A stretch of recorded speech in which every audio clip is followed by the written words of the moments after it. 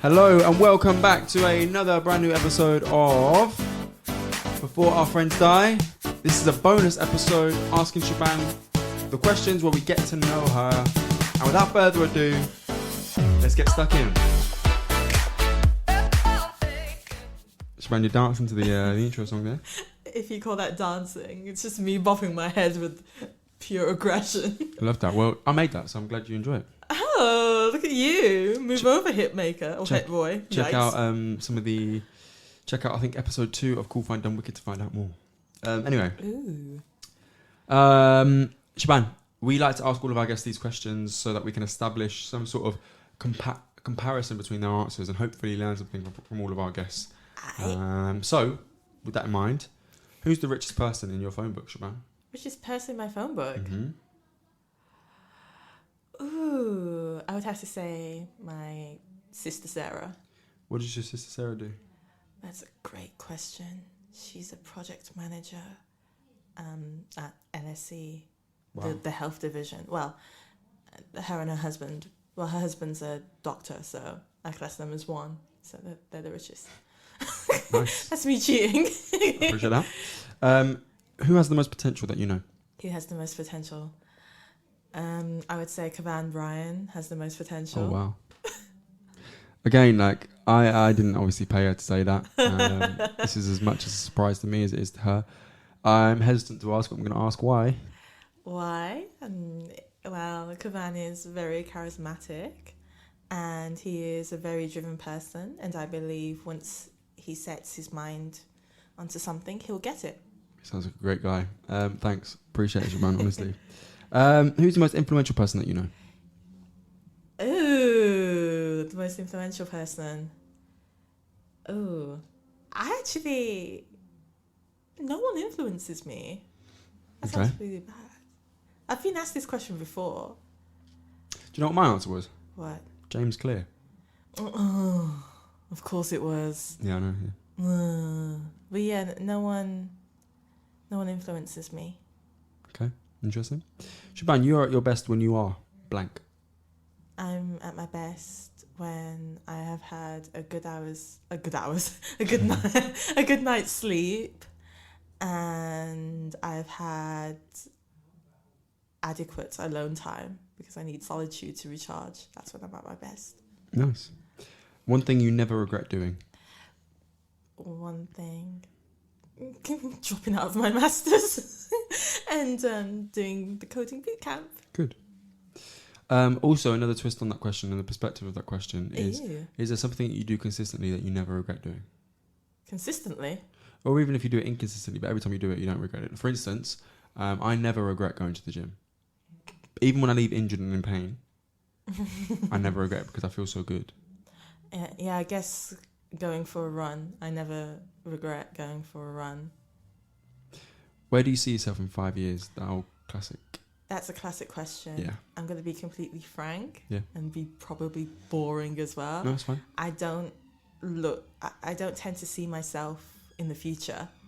I tend to go day by day, or at least year by year. I've never been able to have that foresight, like, I'll be this, and I hope to be this in 5 years. I don't have that mindset. I don't know why. It's just I can never see myself in the future. Again, one of the aims with these questions is to sort of see what people's answers are. So if that's your perspective and it resonates with someone, or someone can learn from that, that's great. Yeah, I'm not being vague for where's the doggy?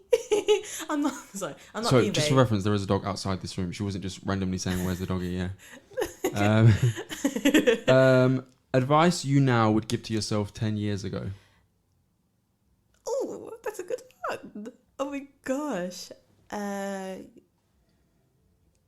Develop a sense of consistency with things that I want to achieve. Okay. Try to remain as consistent as possible. I feel like I start things and never finish them. Mm-hmm. I'm trying to nip that in the bud. Mm-hmm. But especially when I was younger, it was probably one of my biggest blockers in progression academically and even personal life, really. It's just remaining inconsistent So, yeah, develop by consistency. Well, one thing's for sure, you've been consistently inconsistent, and that in itself is a form of consistency. So, yeah. True. Any questions for me? Okay. What is the one characteristic about yourself, that you admire the most? That was a very awkwardly worded question. I do apologise. That's all right, I get it. The one characteristic of myself that I admire.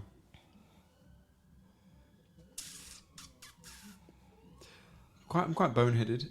Mm-hmm. You know, I keep going. Mm-hmm. I can be consistent. I know I can. Mm-hmm. Particularly if I enjoy something or if I understand the bigger purpose. Mm-hmm. I suppose those are qualities that I quite enjoy. I just keep going, put my head down and keep going. Mm-hmm. I can tolerate stuff that isn't nice. Yeah. You know, I've drank unflavoured protein before for a whole 2.5 kg bag. So if I could do that, I could do anything, because that is disgusting. And I use that mentality of, well, you know, it can't be that bad, and just keep plodding on. That's I think that's good. It served me well thus far, and you know, one thing I want to say, it has served me well thus far, but I'm sure I'll pick up other habits that I admire that serve me well better in the future, perhaps. You know, Okay. adaptability. But yeah, one of the other things I wanted to say actually. Mm-hmm. Was we tried this in our first episode and we never picked it up, and I think we're on like episode 22 now. So Okay. yeah, I'll try this while you're here. I'm gonna scroll. I've got a note on my phone full of like hundreds and thousands of like sayings and quotes. Yeah. I'm gonna scroll up and down, up and down, up and down. When it's tell me when to stop, I'm gonna stop, and I want you to tell me what that means to you, if it resonates. Oh my gosh. Okay, stop. Okay. This is funny. Solve big problems early. Rebound after one missed workout, not a decade of inactivity. Repair a strained relationship the next day, not years later. Fix overspending before it becomes a lifestyle. Problems with simple solutions at first become difficult to unwind over time. What does that mean to you? So, that means that. Can you repeat the? Solve big problems early. Okay. Rebound after one missed workout, not a decade of inactivity. Okay, stop. Okay, I just needed a bit of a refresher because, like, wow, that's a lot to absorb. So that means to me, basically, I think as people, when we make one mistake or we miss a workout, for instance, we acknowledge that we have, but we don't. We don't. It takes us quite a while to get back on track, whether it's through self-doubt or I might as well just just leave it as is. So to me, it just means, okay, you've missed one workout, so what? Just get back on the horse. You've had a fight with your friend, so what? Make the first move. It doesn't matter if they won't ever make the first move. You make the first move because they might die the next day, you know? When you put it like that. Do you know what I mean?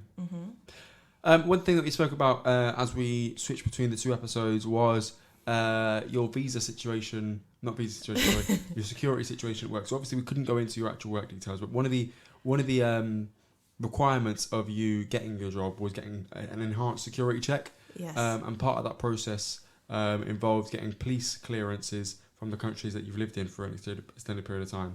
So one piece of advice you have was get the all the certificates you need while you're there. While you're there, yeah. 100%.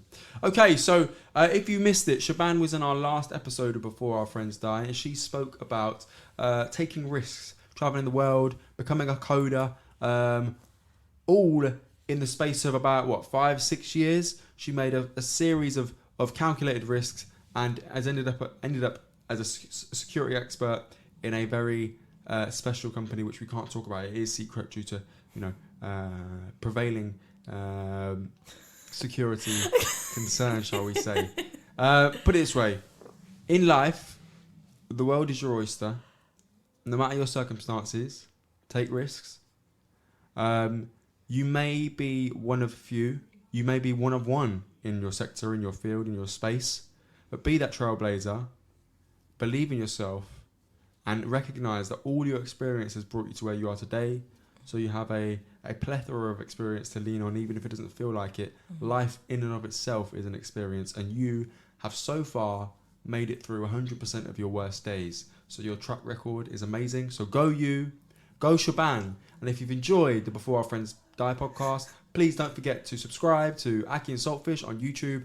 This podcast on any of the platforms that you listen to it on. Leave us a 5-star rating, like our videos, comment on our videos. It really helps us out. It really helps us grow. If you'd like to get in touch and learn some more, you can email akhi&saltfish@gmail.com and we'll get back in touch with you and answer your questions live on the podcast. Again, we are at Before Our Friends Die Pod on Instagram and at Akhi&saltfish. I really look forward to the next time. Until then, take care.